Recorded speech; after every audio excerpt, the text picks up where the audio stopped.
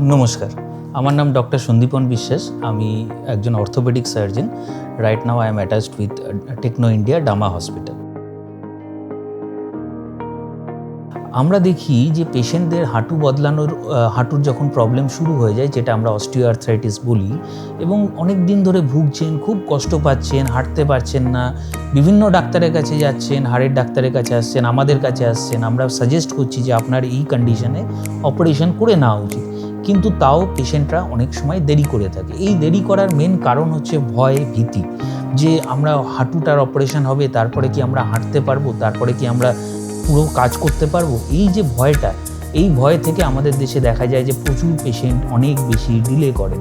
কিন্তু একটা জিনিস আপনাকে বুঝতে হবে, আপনি এই জিনিসটার থেকে, যখন হাঁটু অলরেডি খারাপ হয়ে গেছে, এটার থেকে আপনি বেরোতে পারবেন না। আপনার একমাত্র উপায় হচ্ছে হাঁটু বদলানো অপারেশন।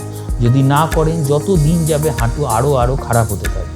একটা হতে পারে যে আপনি টাইম মতো এলেন, আমরা যেরকম বললাম সেই অনুযায়ী আপনারা সেই টাইম মতো সার্জারি করলেন।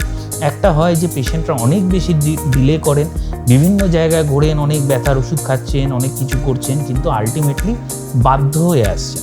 যারা এরকম বাধ্য হয়ে আসছেন, দীর্ঘদিন অসুবিধা হওয়ার পরে, অসুবিধা ভুক্তভোগী হয়ে তারপরে আসছেন আমাদের কাছে, তাদের দেখা যায় যে অপারেশনের পরেও অল্প বিস্তর ব্যথা থেকে যেতে পারে। তার কারণ হচ্ছে যে আমরা শুধু হাঁটুটাকে অপারেশন করছি, হাঁটু রিপ্লেসমেন্ট করছি। আমরা কিন্তু পুরো হাঁটুটাকে বদলে দিয়ে নতুন একটা হাঁটু লাগিয়ে দিচ্ছি, এরকম নয়। তো যে মাসেল যেগুলো অলরেডি উইক হয়ে যাচ্ছে, বা যে ফাইব্রোসিস হয়েছে, বা ওখানে লিগামেন্টের যে প্রবলেমগুলো হয়েছে, অনেক দিন ধরে এইভাবে চলার জন্য বেঁকে গেছে পা, সেগুলোর জন্য অল্প বিস্তর প্রবলেম মাসেলে, লিগামেন্টে, এগুলো কিন্তু থেকে যেতে পারে। সেই জন্য চেষ্টা করবেন, যখন আপনার টাইম হয়ে গেছে, যখন আপনার অলরেডি আপনাকে সাজেস্ট করা হচ্ছে যে অপারেশন করা, খুব বেশি দেরি না করতে, কারণ দেরি করলে আপনাকেই সেটার জন্য ভুগতে হতে পারে।